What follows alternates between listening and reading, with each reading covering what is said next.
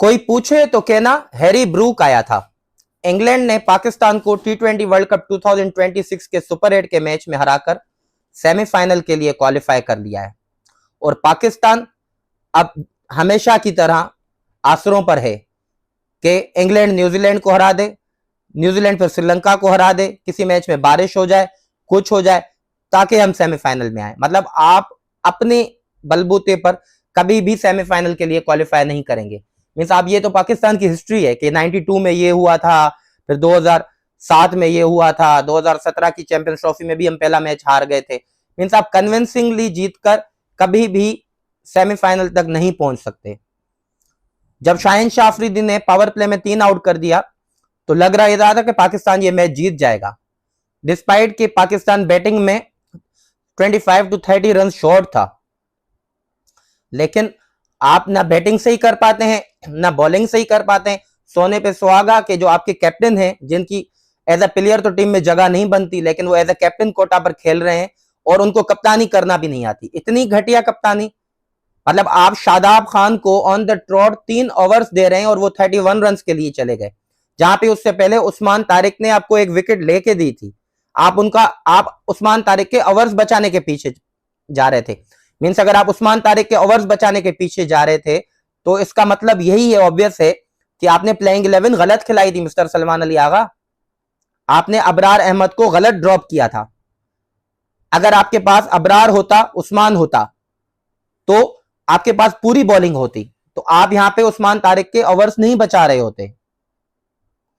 मतलब आपके इतने टेक्टिकल एरर्स थे इस मैच में। साहिबजादा फरहान, अब नाम के कोई स्कोर कार्ड दिखेगा कहेगा उन्होंने 50 कर दी, 64 रन कर दिए। उन्होंने 50 बनाई है 37 बॉल्स पर। उसके बाद हमारे बाबर आजम 25 रन बनाए हैं 24 बॉल्स पर।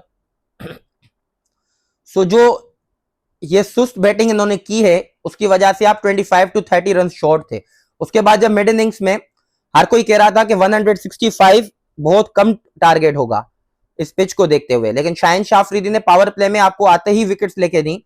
फिल सॉल्ट को आउट कर दिया, जॉस बटलर को आउट कर दिया, जैकब बैथल को आउट कर दिया।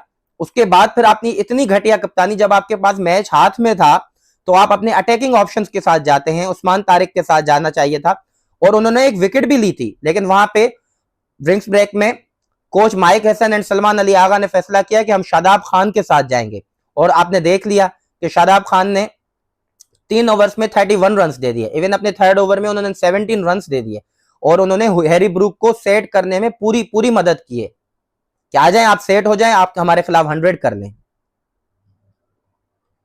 मतलब कोई तुक होती है यहां पे। क्रिकेट रेलू कट्टों का गेम तो नहीं होता ना, हर चीज का एक स्पेशलाइज रोल होता है। आप अबरार अहमद को ड्रॉप करके बैठे। अब देखें उस्मान तारिक के पहले 3 ओवर कितने अच्छे गए, लेकिन दूसरे एंड से शादाब खान को या दूसरे साइम अयूब को इतनी मार पड़ रही थी कि आखिर में वो भी प्रेशर में आ गए और उनको भी अपने लास्ट ओवर में 14 रन पड़ गए। बैटिंग पे तो हम अलग से ही बात करेंगे कि पाकिस्तान ने कितने घटिया बैटिंग की है आज, और लेकिन यहां पे कप्तानी की बात भी तो कोई करे कि सलमान, हर कोई कहता है कि बाबर आजम कुछ नहीं कर रहे, शाहीन कुछ नहीं कर रहे, फखर कुछ नहीं कर रहा, तो भाई आपके कैप्टन क्या कर रहे हैं? वो नंबर 3 की स्लॉट पर फखर जमान की स्लॉट भी खा के बैठे हैं, आपके बाबर आजम की स्लॉट भी खा के बैठे हैं। तो भाई वो हैं किस लिए? सिर्फ कप्तानी टॉस करने के लिए आपने एक प्लेयर रखा हुआ है और आपने 10 बंदों की दूसरी टीम रखी हुई है। उसके अलावा साइम अयूब आखिर कब चलेगा? 60 से ज्यादा T20 मैचेस हो गए। टैलेंट के नाम पे आप कितना मैचेस देंगे? इतने मैचेस तो ना उमर गुल खेले पाकिस्तान के लिए, ना उमर अकमल खेले, ना अहमद शहजाद खेले, ना सरफराज खेले, ना हसन अली खेले, जिन्होंने पाकिस्तान के लिए बहुत कुछ किया हुआ है। और ये टैलेंट के नाम पे खेले जा रहे हैं और यहाँ पे उनको फ्रेंचाइजेस 12 करोड़ 60 लाख रुपए में पिक भी कर रही हैं। अगर वो बॉलर हैं तो आप उनको एज अ बॉलर कंसिडर करें, कहें कि ये हमारे फुल टाइम बॉलर है और कभी कभी बैटिंग कर लेता है। ये तो वही बात हो गई जैसे हमारे शाहिद अफरीदी किया करते थे। जब बैटिंग चल रही होती थी तो कहते थे मैं बॉलर तो नहीं हूं, और जब बॉलिंग चल रही होती थी तो कहते थे मैं बैट्समैन नहीं हूं। यही काम जो सारी जिंदगी आपके शादाब खान ने भी किया है, और यही चीज जो आपके सारी जिंदगी शाहिन शाह अफरीदी भी करते आए हैं। सो मैच पे हम स्टार्ट से बात करेंगे, एक एक पॉइंट को डिस्कस करेंगे। Welcome to my YouTube channel runs and wickets, where every run counts and every wicket matters. Pakistan ने टॉस जीतकर आज बैटिंग का फैसला किया। जब पाकिस्तान की प्लेइंग 11 अनाउंस हुई और कंडीशंस को देख के तभी यह लग रहा था कि पाकिस्तान आज भी सिर्फ टोटल 3 मैन बॉलर्स के साथ गया, शाहीन शाह अफरीदी, सलमान मिर्जा एंड उस्मान तारिक। अब यहां पे बड़ी टीम है तो देखें, नामीबिया तो नहीं खेल रही या यूएसए तो नहीं खेल रही थी, आपको पूरे 4 बॉलर चाहिए थे, उसके साथ आप एक मोहम्मद नवाज को एज ऑलराउंडर खिला लेते। आपके पास अबरार उस्मान स्पिनर्स होने चाहिए थे और 2 आपने फास्ट बॉलर्स पिक किए थे। यहीं पे आपने आधा मैच तो उनके हाथ में दे दिया। उसके बाद जब आपकी बैटिंग स्टार्ट होती है तो एज यूजुअल साइम अयूब से आप सिर्फ बातें करवा लें, 12 करोड़ 60 लाख रुपए के ये पिक भी होंगे पीएसएल में। लेकिन जब पाकिस्तान टीम की बात आएगी तो ये छोटी टीमों के खिलाफ रन्स कर देंगे, या जो सीधे पिच होते हैं। आप इनका एशिया कप देख लें और आप इनका T20 वर्ल्ड कप देख लें, आप इनका 2024 का T20 वर्ल्ड कप देख लें, कब इन्होंने बड़ी टीम के खिलाफ परफॉर्म किया है, अच्छे बॉलिंग अटैक के खिलाफ परफॉर्म किया है। और 7 बॉल्स पर 7 रन्स बना के वो आउट हो गए। उसके बाद हमारे कैप्टन महान सलमान अली आगा आते हैं। पहला लियाम डॉसन की बॉल पे वो मारने गए, वहां पे मिसफील्ड थी, उनको 4 मिला। दूसरा फिर लियाम डॉसन को वो फिर आगे निकल के गए कि आप जब कहते हैं कि मैं स्पिनर्स पे खेलने का मतलब मास्टर हूं, तो भाई जब आप फीट यूज करके शॉट मारने गए हैं तो आपके हाथ से बैट ही मूव हो रहा था, मतलब आप बैट को ही टाइट नहीं पकड़ पाए और वो आपने मिड ऑफ पे कैच दे दिया। उसके बाद में अब एक्सक्लूसिवली अब मैं कुछ देर साहिबजादा फरहान पर बात करूंगा। अब early on Sahibzada Farhan batting कर रहे थे 160 या 170 के स्ट्राइक रेट पे। उसके बाद लग ये रहा था कि साहिबजादा फरहान ऑलमोस्ट 28 या 30 बॉल्स तक 50 कर लेंगे। इतने मिडिल ओवर्स में या पावर प्ले का जो 6th ओवर था, अब पावर प्ले के 6th ओवर में उन्होंने लियाम डॉसन पे डॉट मतलब या तो इनका यही है कि या तो 6 है या तो 4 है या तो डॉट है। मतलब जो पावर प्ले का 6th ओवर था उसमें ये डॉट पे डॉट खेले जा रहे हैं, डॉट पे डॉट खेले जा रहे हैं, सिर्फ 6 रन आपने किए। उसके बाद मिडिल ओवर्स में इतने ज्यादा डॉट बॉल्स ये खेल रहे थे, अब उन्होंने 50 रन बनाए हैं 37 बॉल्स पे। अब उस टाइम जब मैच चल रहा था तो कमेंटेटर्स ये कह रहे थे कि लास्ट मैच में नामीबिया के अगेंस्ट भी साहिबजादा फरहान ने पहली 50 बनाई थी 38 बॉल्स पे एंड दूसरी 50 बनाई थी 20 बॉल्स पे, जो उन्होंने 100 रन की इनिंग्स के लिए थी 58 बॉल्स पे। अब देखें हर मैच में ये नहीं होता, अगर यही करना था आपने तो फिर आपने ओपनिंग स्लॉट से मोहम्मद रिजवान को क्यों हटाया था?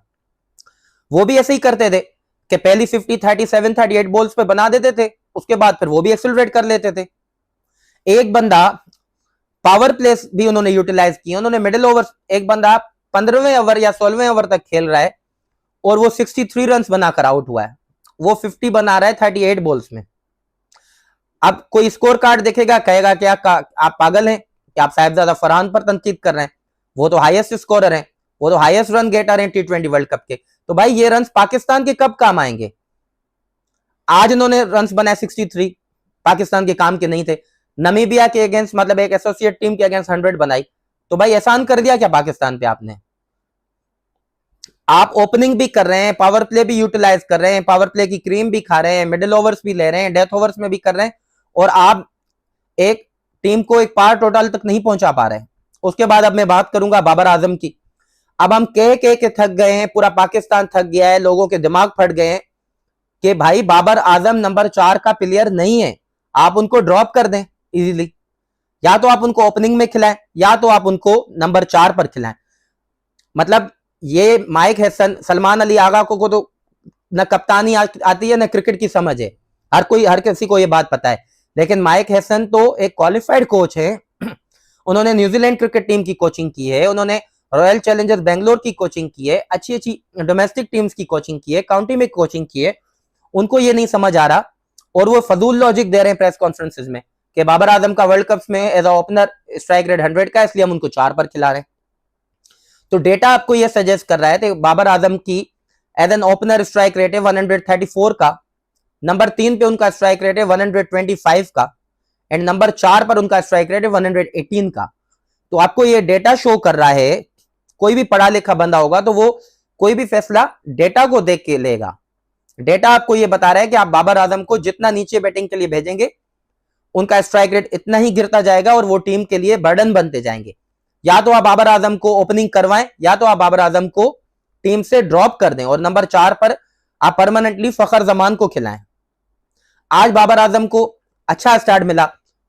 5th ओवर में उन्होंने जोफ्रा आर्चर पे अटैक भी किया, 2 बाउंड्रीज ली, सिंगल दी। मींस एक स्टेज पे बाबर आजम के 7 बॉल्स में 12 रन थे। आपको एक अच्छा स्टार्ट मिल गया बाबर आजम, एक डिसेंट स्टार्ट मिल गया। आज तो आपकी बैटिंग भी पावर प्ले में ही आ गई थी ना, तो ये एक्सक्यूज भी नहीं है कि मैं मिडिल ओवर्स में मतलब मुझे मुश्किल होती है खेलने में। उसके बाद फिर आप वही डॉट पे डॉट, डॉट पे डॉट, डॉट पे डॉट। आदिल रशीद की आपसे गुगलीज रीड नहीं हो रही है। लियाम डॉसन जिसको पीएसएल की कोई टीम पिक नहीं करती और आप उस पर फंसे जा रहे हैं। उसके बाद आप एक बहुत ही घटिया किस्म की नॉक खेल के 25 रन आपने बनाए 24 बॉल्स पर, जहां आपको जरूरत थी। मतलब एक स्टेज पे पाकिस्तान 10 ओवर्स में सिर्फ 70 रन पर था।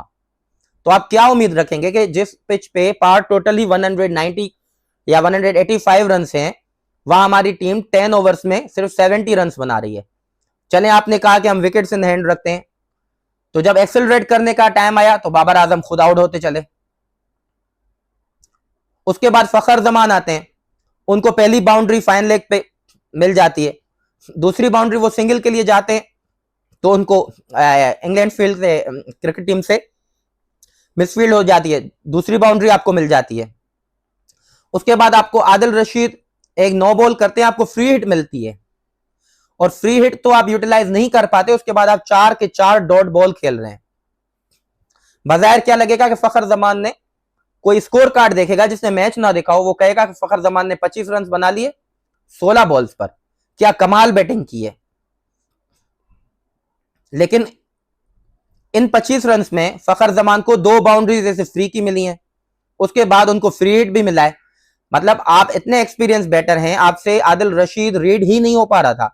बाबर आजम से मींस 10 साल हो गए या 11 साल आप दोनों को इंटरनेशनल क्रिकेट खेलते हुए, बाबर आजम से अभी भी आदिल रशीद की गूगली रीड नहीं हो रही। कितनी दफा और आउट होना है आपने आदिल रशीद पे। आज आप आउट नहीं हुए तो आपने सारा मोमेंटम खराब कर दिया। उसके बाद शादाब खान आते हैं नंबर 6 पर और 23 रन बनाते हैं 11 बॉल्स पर। अब यहां लोग कहेंगे कि देखें शादाब खान ने रन तो बना दिए। अब शादाब खान का प्राइमरी रोल उनकी लेग स्पिन बॉलिंग है या उनकी ये 23 रन हैं? जितने 23 रन कर दिए अपनी बॉलिंग में उतने ही मैच हरवा भी दिया उन्होंने। अब मुझे यह समझ नहीं आ रही कि ये कौन सी टीम है या कौन सा कॉम्बिनेशन माइक हसन बनाना चाह रहे हैं जिसमें उस्मान खान की बैटिंग नंबर 7 पर आती है। हर टीम में दुनिया में नंबर 6 या 7 पे एक स्पेशलिस्ट बैटर्स होते हैं। जैसे वेस्ट इंडीज में आपके पास शर्फन रदरफोर्ड हैं, रमन पवल हैं। न्यूजीलैंड में आपके पास मिचेल चैपमैन या ग्लेन फिलिप्स हैं। इंडिया में आपके पास रिंकू सिंह और हार्दिक पांड्या हैं। ऑस्ट्रेलिया में आपके पास ग्लेन मैक्सवेल और टिम डेविड होते हैं। और आपके पास क्या है? उस्मान खान, मोहम्मद नवाज और शादाब खान। क्या उनकी बड़े शॉट्स खेलने की मसल स्ट्रेंथ भी है? मतलब जहां पे आपने स्क्वाड ही गलत सिलेक्ट किया है, उसके बाद आप प्लेइंग 11 गलत सिलेक्ट करे जा रहे हैं। और आज आपने शाहिन शाह अफरीदी को कमबैक करवाना भी था तो आप सलमान मिर्जा को बिठा के नसीम शाह को खिला लेते। देखें, 2 आप सेम टाइप के बॉलर्स खिला रहे हैं, शाहिन शाह अफरीदी और सलमान मिर्जा। नथिंग अगेंस्ट सलमान मिर्जा, वो अच्छा बॉलर है, लेकिन आप अपनी 11 में अलग वेराइटीज रखते हैं। मतलब एक लेफ्ट आर्म बॉलर होता, दूसरा राइट आर्म बॉलर होता। डेथ में तो आप कोई बॉलर लेके ही नहीं गए ना। आपके पास हारिस रऊफ है जो T20 क्रिकेट में पाकिस्तान की तारीख का कामयाब तरीन बॉलर है। ना आप जमान खान को लेकर गए, ना आप वसीम जूनियर को लेकर गए। और जो स्पिनर जो आईसीसी रैंकिंग में नंबर 2 रैंकिंग पे है, अबरार अहमद, आप उसको इसलिए नहीं खिला रहे क्योंकि आप कहते हैं Shadab Khan can bat as well. ओ भाई, ऐसी बैटिंग का करना क्या है हमने? ये कौन सी 11 बन रही है जिसमें पूरे 4 बॉलर क्यों नहीं खेल सकते आखिर? अब जब पाकिस्तान ने 164 रन ही बना सके तो मिड इनिंग्स में हर कोई ये कह रहा था कि शायद पाकिस्तान अब इंग्लैंड इजीली ये रन चेस कर लेगा। लेकिन उसके बाद पहले ही बॉल पर शाहिन शाह अफरीदी ने फिल सॉल्ट की विकेट लिया। फिल सॉल्ट कितने खतरनाक बैट्समैन है, T20 में उनके 4 से 5 हंड्रेड्स हैं और वो अपनी भरपूर फॉर्म में है। उनको आउट किया। दूसरे ओवर में जब 3rd ओवर में आए तो उन्होंने जॉस बटलर की भी विकेट ले ली। उसके बाद आपके साइम अयूब को इंट्रोड्यूस करवाया क्योंकि जैकब बेथल बैटिंग पे आए थे, लेफ्ट हैंडर थे। उन्होंने एक चांस क्रिएट किया तो वहां पे उस्मान तारिक से कैच ड्रॉप हो गया। चले, वो भी इतना नुकसान नहीं हुआ क्योंकि उसके बाद फिर शाहिन शाह अफरीदी ने 5वें ओवर में उनको आउट कर दिया था। और आज मैं शाहिन शाह अफरीदी की तारीफ करूंगा कि वो गुज़िश्ता 1-1.5 साल से रिदम में नहीं है, लेकिन आज वो अच्छी फुल फोर्स के साथ बॉलिंग कर रहे थे और हार्ड लेंथ पे हिट भी कर रहे थे, तो उसका फायदा भी उनको मिल रहा था। वरना वो बॉल काफी आगे करते हैं, फुलर डिलीवरीज करते हैं, और जब बॉल स्विंग ना हो रहा हो तो वो रन्स के लिए जाते हैं। लेकिन आज उन्होंने अपनी बॉलिंग में ये चेंज किया कि एक अच्छे रिदम से बॉलिंग कर रहे थे, पेस भी ऑलमोस्ट बहुत अच्छी थी, 140 142 पे गेंद गिर रहा था, और वो हार्ड हिट्स लेंथ को हिट भी कर रहे थे, उसकी वजह से उनको अर्ली ऑन ये विकेट्स भी मिली। उसके बाद जब आपको पावर प्ले में 3 विकेट्स मिल गई थी, तो आप अगले बैट्समैन को, हैरी ब्रूक को सेट होने क्यों दे रहे हैं? मतलब आप स्ट्रेट अवे अपना ट्रम्प कार्ड यूज करेंगे, जो आपका मेन बॉलर है, जो कि उस्मान तारिक हैं, लेकिन यहां पे इन्होंने शादाब खान को इंट्रोड्यूस करवा दिया और ऑन द ट्रोट उनको 3 ओवर्स करवा दिए। अब देखिए, मोहम्मद नवाज को एक ओवर में 17 रन पड़ गया, लेकिन कोई भी जो क्रिकेट समझता है, वो जब 2 राइट हैंडर बैटर्स बैटिंग कर रहे हैं, तो कैप्टन को मोहम्मद नवाज पर आगे जाके ट्रस्ट करना चाहिए था, लेकिन ये शादाब खान के साथ गए। अब उस्मान तारिक के आप ओवर्स बचा रहे हैं, जबकि उन्होंने 2 ओवर्स देके सिर्फ 10 रन दिए और 1 विकेट भी लिए टॉम बेंटन की, और आप उनके ओवर्स बचा रहे हैं कि मैं आखिर में बॉलिंग करवाऊंगा। जब आप आखिर की तरफ जा रहे थे तो आपको यह पता था कि मेरे पास आखिर में कोई और ऑप्शन नहीं है, और शाहिन शाह अफरीदी भी डेथ ओवर में अच्छी बॉलिंग नहीं कर सकते। तो इट मींस यहां पे आपने खुद प्रूव कर दिया कि आपने गलत प्लेइंग 11 खिलाई है। आप आज शादाब खान को ड्रॉप करके अबरार अहमद के साथ जाते तो आपके पास 4 पूरे बॉलर होते, 5वां बॉलर आपका मोहम्मद नवाज होता एंड 6ठा बॉलर आपका साइम अयूब होता। ये आपकी परफेक्ट 11 बन सकती थी। लेकिन यहां पे कोच माइक हैसन को ये लग रहा है कि वो अभी भी 2 साल तक पहले भी जैसे थे, उनको ये लग रहा है कि वो अभी भी इस्लामाबाद यूनाइटेड के कोच हैं, और वो इस्लामाबाद यूनाइटेड के मालिकान को जवाब दें कि मैंने शादाब खान को तो लाजमी खिलाना है। जो टीम पूरे बॉलर्स नहीं खिलाए, वो क्या डिजर्व करती है मैच जीतना? जो टीम शादाब खान को खिला के अबरार अहमद को ड्रॉप कर दे, क्या वो टीम डिजर्व करती है जीतना? जो टीम यहां पे साइम अयूब को सिर्फ 60 से 65 T20 मैचेस दे रही है और वो कुछ भी नहीं कर पा रहे, क्या वो टीम डिजर्व करती है जीतना? जो टीम बाबर आजम को नंबर 4 पर बैटिंग कराए और सलमान आगा को नंबर 3 पर बैटिंग कराए, क्या वो टीम डिजर्व करती है जीतना? और आखिर में जिस टीम का कप्तान सलमान अली आगा जैसा एक मीडियोकर प्लेयर हो, क्या वो टीम डिजर्व करती है जीतना? इस सवाल का जवाब आप ही मुझे दें कि क्या ये टीम डिजर्व करती है। देखें, क्रिकेट का ठेका हमने पाकिस्तान वालों ने नहीं उठाया, जो टीम अच्छा खेलेगी वही जीतेगी। एंड क्या कमाल बैटिंग किया आज हैरी ब्रूक ने, 200 के स्ट्राइक रेट से उन्होंने बैटिंग किए, 50 बॉल्स पे उन्होंने 100 बनाया और मैच विनिंग 100 बनाया है, वाइल्ड चेजिंग। जब उनके ऊपर से पावर प्ले में पहले 3 ओवर्स में 3 आउट हो गए, तो वहां भी उन्होंने अपनी बैटिंग में स्ट्राइक रेट को स्लो नहीं किया। 200 के स्ट्राइक रेट उन्होंने बॉल 1 से मेंटेन किया है।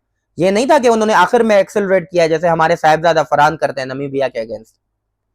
उन्होंने बॉल 1 से पावर प्ले में भी, मिडिल ओवर्स में भी, डेथ में भी उन्होंने अपने स्ट्राइक रेट को 190, 180, 200, 210 इसी पे मेंटेन रखा है। और हैरी ब्रूक, वैसे अब कैप्टन का देखें आप क्वालिटी के, हैरी ब्रूक नंबर 5 पर बैटिंग करने आते हैं, लेकिन जब टीम स्ट्रगल कर रही थी, पहले बॉल पर ही फिल सॉल्ट आउट हो गए, तो हैरी ब्रूक उन्होंने फ्रंट से लीड किया और वो खुद नंबर 3 पर आए।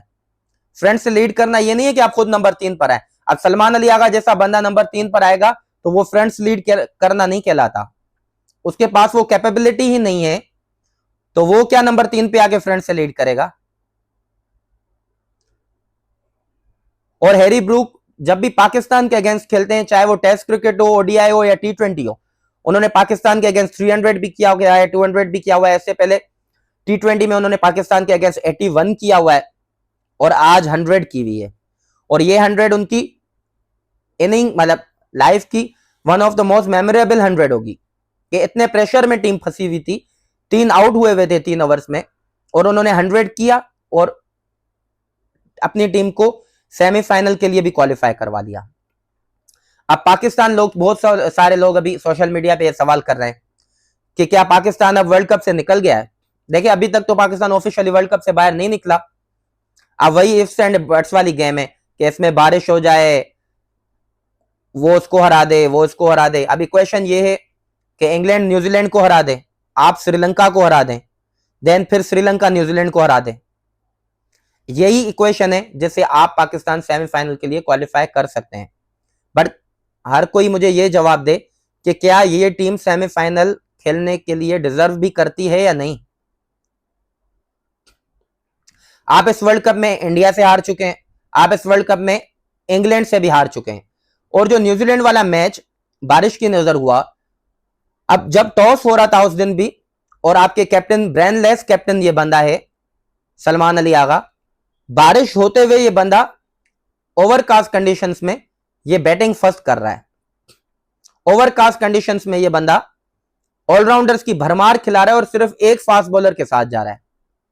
तो अगर वो बारिश नहीं पड़ती तो आप न्यूजीलैंड से भी ऑब्वियसली मैच हार जाते, क्योंकि न्यूजीलैंड की टीम तो इंग्लैंड से भी बेहतर है। तो आप तो वैसे भी बाहर हो जाते। ये तो मतलब आप अल्लाह को थैंक यू करें कि उस दिन बारिश पड़ गई, कि उन्होंने फिर भी आपको एक उम्मीद दी है।